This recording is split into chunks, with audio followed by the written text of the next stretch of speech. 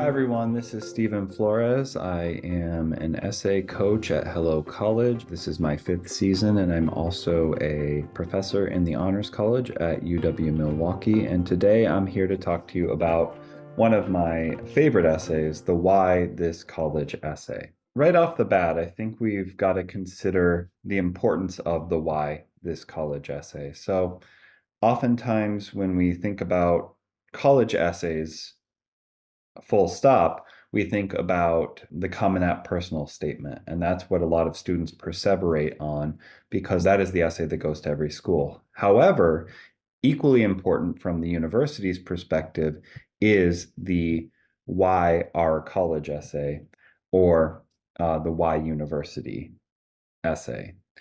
So let's think a little bit about this from the college's perspective. They're going to get your Common App essay, and then they're going to get the essays that they ask for. So it could be like a Y major and a Y university, or a whole, Y major, Y university, and a whole suite of essays. But the main things that they're trying to figure out are three things. Is this student a good fit for our college? Would they thrive at our university and contribute to a robust campus community? Is the student particularly invested in attending our university, or are they just kind of throwing out applications to see what sticks? Some students that we have apply to all 8 Ivies just to try it, not necessarily recommended, and we'll talk about why. If admitted, how likely is the student to go to our college? So this is really important because the percentage of students admitted that actually attend is called yield. And yield is important for two reasons. I guess I would call them the two P's, planning and prestige.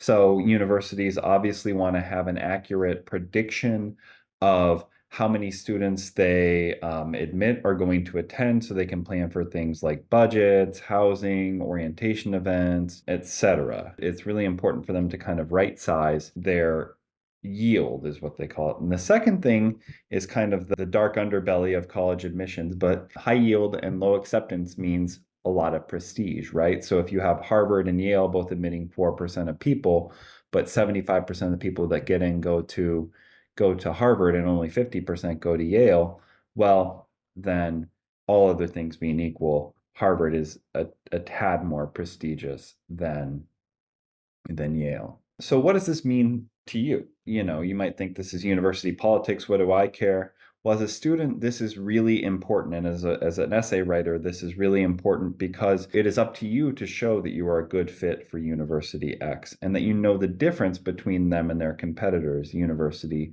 Y and Z. So, for instance, you might show the admissions what makes you exactly the right computer science student for Illinois rather than UW-Madison or University of Michigan. And this is really important that you do your research because your research will show them that you're really, really invested in going to their university, that you've taken the time, you're serious enough about it to invest the time to scour information from their website, informational interviews, campus visits, and other sources. So this is the opposite of the generic copy and paste essay, which will not bode well for selective universities, and something that I kind of alluded to earlier when students are just kind of applying to 8 Ivies and seeing what sticks. The Ivies can kind of sniff that out, throw out the application. One really good litmus test that we've developed coming from our essay coach, Andy Taylor, who read for the University of Chicago, and she's a U Chicago grad. She gave us this tip. She said, if you covered up the name of the university in our Why Our College or Why University essay, a knowledgeable reader should still be able to understand exactly which university you're talking about. And I think that's excellent advice. And I would even go maybe one step further for universities that you are really, really, you've got your eye on. One thing you would like to do is maybe teach the admissions reader something they don't know about their university. So, for instance, you might write about how the presence of a nuclear reactor on campus, like the Pure One nuclear reactor at Purdue, might enhance your experience as a nuclear engineering student. Or to stick with the same example, I once worked with a young lady who was applying to NC State, and she cited the fact that NC State was the first program to grant a nuclear engineering doctorate. And that really enhanced her essay because it showed her deep commitment to doing the research. That said, the why essays vary widely.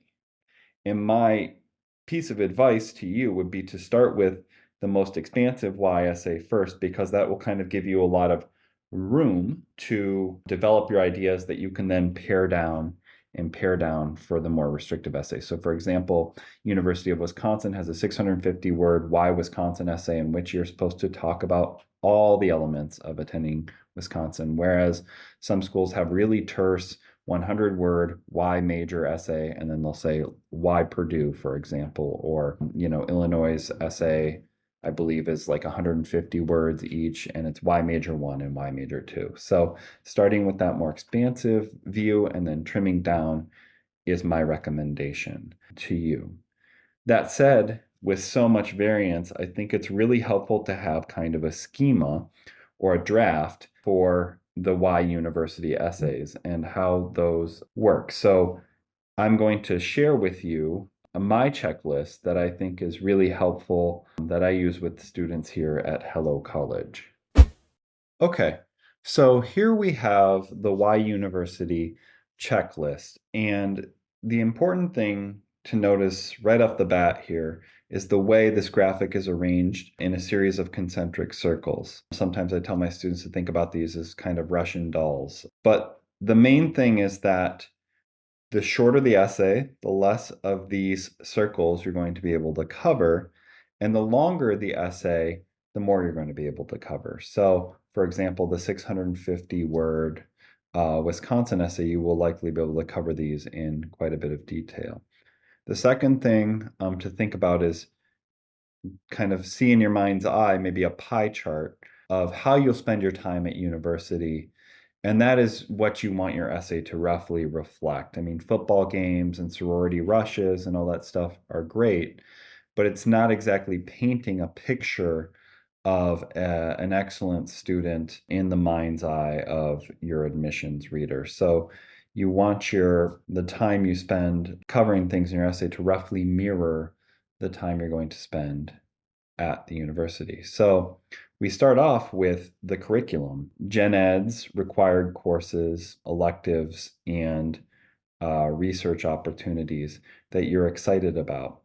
And I would kind of advise a formulation of the sentence of being like, in course X, I will build upon my experience Y so that I might go out into the real world and do Z. So, for example, in discrete math or Calc 3, I will build on my honors Calc BC, my 5 in Calc BC to jump right into the requirements of my computer science major so that I might be able to code or create X, Y, or Z program. And you can see just how much the details matter here. Moving on, we think about maybe some experiential learning opportunities offered on campus, those labs, those internships, some major related clubs such as maybe like a business incubator, student managed portfolios if we're thinking about finance, and for our nuclear engineer that we talked about earlier, nuclear reactors on campus that students can actually work with. So there are all sorts of broader things on campus that you might want to talk about. Moving on, you might think about recreation, stuff like club tennis, drama club, things like that might help you paint a picture of somebody who yes, is very hardworking, but knows how to relax, knows how to take care of themselves, knows how to indulge those areas that the major isn't quite hitting. Student orgs, like the debate team, and then identity-based orgs are also very important to mention, such as the Black Student Union, Women in STEM, LGBTQ organizations, anything like that kind of gives them a picture of how you will be an integral part of the campus community and vice versa, how the campus community can help you thrive. The last part is sort of optional and it depends on the major, but sometimes communities can be really relevant to where you attend. So, for example, if you're a theater major, New York City, LA, Chicago be really important. If you're a comp sci person, Silicon Valley or Silicon Prairie might be really important for you to make connections to get in on the ground floor of some exciting new AI or startup or whatever. And similarly, if you're a poli-sci student, Washington, D.C., is going to have a plethora of internships and real life experiences and connections that are really important to you.